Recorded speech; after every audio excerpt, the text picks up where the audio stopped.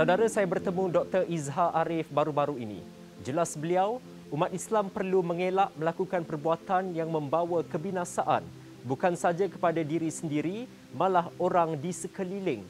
Ini termasuk menolak pengambilan vaksin COVID-19 yang boleh membawa risiko dijangkiti sehingga membawa maut. Perbuatan itu disifatkan tidak ubah seperti membunuh diri. Betul? Menolak vaksin mungkin kalau katakan boleh mendatangkan mudarat, maka dia sama macam kita membunuh diri. Wala tulqu bi aidikum ila tahlukah. Jangan lempar diri kamu dalam kehancuran. Ia perlu diakui, penolakan segelintir masyarakat terhadap penggunaan vaksin COVID-19 disebabkan terpengaruh dengan hujah golongan yang tidak memiliki latar belakang perubatan. Masih ada yang mendakwa COVID-19 hanya sebuah konspirasi. Isu halal haram dimanipulasi tanpa henti. Namun sedar atau tidak, sebenarnya sudah ramai ulama ternama dan ilmuwan agama dari serata dunia menerima suntikan vaksin COVID-19. Menurut Islam, pihak yang menyebarkan dakwah dan bertentangan dengan fatwa serta menyebabkan kemudaratan termasuk dalam golongan yang menyebarkan kemungkaran. Justru, semua pihak tidak sewenang-wenangnya boleh mengeluarkan pendapat mengenai vaksin COVID-19 tanpa merujuk pakar dalam bidang berkaitan. Ia penting bagi mengelak kekeliruan serta salah tanggapan dalam kalangan masyarakat.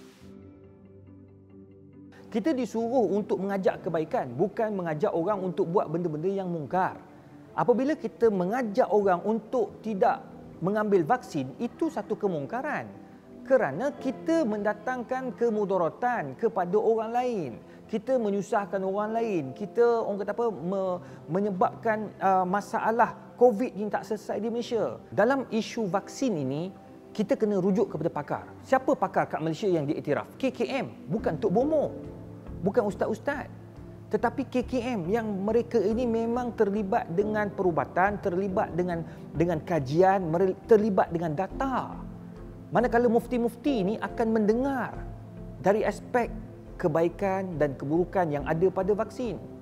Dan pastinya, kalaulah ada keburukan yang banyak, nescaya mufti-mufti kita kat Malaysia ini, yang semuanya bijak pandai, akan mengharamkan. Tapi dalam hal ini, saya dapati bahawa kenyataan-kenyataan yang dikeluarkan oleh agamawan ini, yang bukan mengikut landasan yang dikeluarkan oleh mufti-mufti, tidak mempunyai fakta yang kuat. Sama ada fakta dari sudut saintifik, fakta dari sudut perubatan dan juga fakta dari sudut penentuan hukum yang betul. Saya nasihatkan kepada mereka, saya juga seorang agamawan dan saya tidak akan mengeluarkan sebarang kenyataan mengenai sesuatu yang bukan dalam bidang saya. Khususnya berkaitan dengan vaksin. Kesan baik dan kesan buruk vaksin. Saya tidak boleh nak bercakap sehinggalah saya mengkaji dan menyelidik sejauh mana ia baik dan sejauh mana ia buruk. Jadi kalau kita sebagai agamawan, jangan hanya menggunakan sejarah secara klasik ataupun mengambil hadis Nabi secara literal, tetapi kita kena mengkaji sebab dan kenapa perkara itu perlu kita dokong dan sokong dalam isu-isu yang berkaitan dengan vaksin, dan kenapa kita menolak, mesti kena ada bukti yang kuat.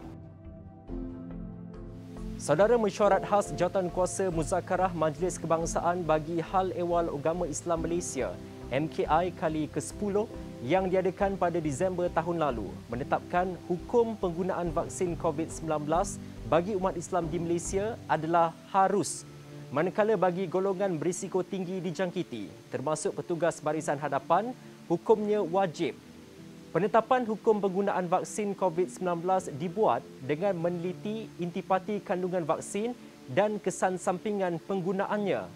Penyelidikan perlu dilakukan bagi memastikan vaksin tersebut benar-benar suci, berkesan dan selamat digunakan. Tetapi setelah mesyuarat demi mesyuarat, pembuktian demi pembuktian, kajian demi kajian ditonjolkan dan disarankan kepada para mufti, alhamdulillah mufti-mufti bersetuju, bersepakat untuk mengharuskan penggunaan vaksin. Maka rujukan telah dibuat kepada pakar. Maka bila kita faham isu vaksin ini tidak ada sumber daripada haiwan yang haram, tidak ada benda yang mendatangkan kemudaratan, tidak ada bahan-bahan kimia yang boleh mendatangkan mudarat yang besar kepada penerima vaksin, maka hukumnya harus. Sebab kita diminta oleh Allah Ta'ala untuk mencari penawar. Nabi suruh mencari penawar. Jadi ini salah satu daripada cara untuk kita mencari penawar. Jelas hukum penggunaan vaksin COVID-19 yang ditetapkan kerajaan adalah berlandaskan syariat Islam. Perlu diingat, setiap arahan pemerintah demi kebaikan dan kemaslahatan rakyat wajib dipatuhi umat Islam yang mentaati tuntutan agama.